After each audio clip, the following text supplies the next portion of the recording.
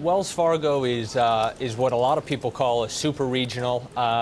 They have a balance sheet that's more than $1 trillion, so I'm not sure they're a regional anymore. But calling them that is, or referring to them that way is, gives you a little bit of a window into their business model. It's mainly about taking in deposits and making loans for them.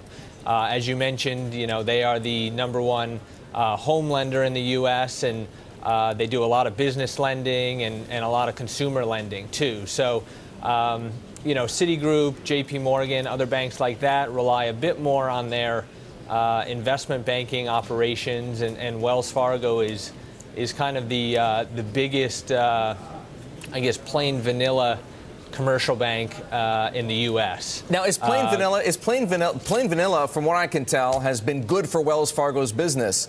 Is it going to continue to be as good for Wells Fargo's business? We're told that if the economy accelerates, it's going to be great for Wall Street.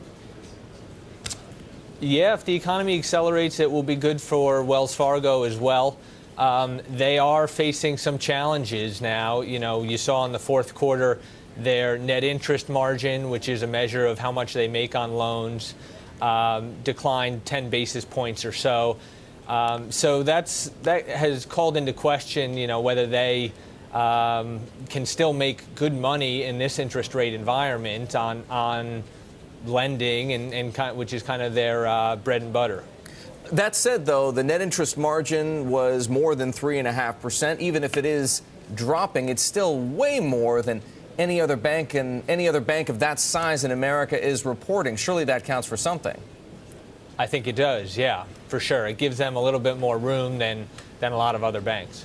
So what about the thing that we discussed with Scarlett Fu just a few minutes ago, this widening gap between the amount of loans that Wells Fargo is making and the amount of deposits that it's pulling in? In theory, a bank wants to be able to put more of those deposits to work in loans. Why can't Wells Fargo find people or companies to lend to? It's a good question. They are obviously trying very hard to, but the trouble can be seen in the last 2 quarters. They put about $10 billion in mortgages onto their balance sheet at 3%, a little north of 3%. That is not what they want to be doing. They want to be lending to consumers through credit cards. They want to be lending to small businesses. And they are out there looking for loans, and the tepid economic growth is making it hard for them to find borrowers. Take us inside the mind of John Stumpf, the CEO. How is the way that he looks at the world different from, let's say, the way that Lloyd Blankfein looks at the world? That's a good question. That may be one only John can answer, but I think John Stumpf looks at the country as, he's got a huge branch network. He just wants customers to use more of the bank's products. They talk a lot about cross-sell. Banks in general talk a lot about cross-sell, but Wells has kind of been doing it better than a lot of folks for a long time. And so, when you go to John Stumpf and ask him, hey, is this business, one that you really want to expand? Are you worried about rankings? He says, hey, I don't care. If this business grows, that's great. If another business grows because that's what my customers want, that's great too. Did you perceive, Dakin, any concern, any degree of worry on the part of Wells Fargo about the mortgage numbers? We've been showing them to people. Maybe we can pull them up again. Applications are dropping. The pipeline's getting smaller. Originations are down. This is, to a degree, a big part of their bread and butter, isn't it? It is. It is. And so far, they've put on a very good face.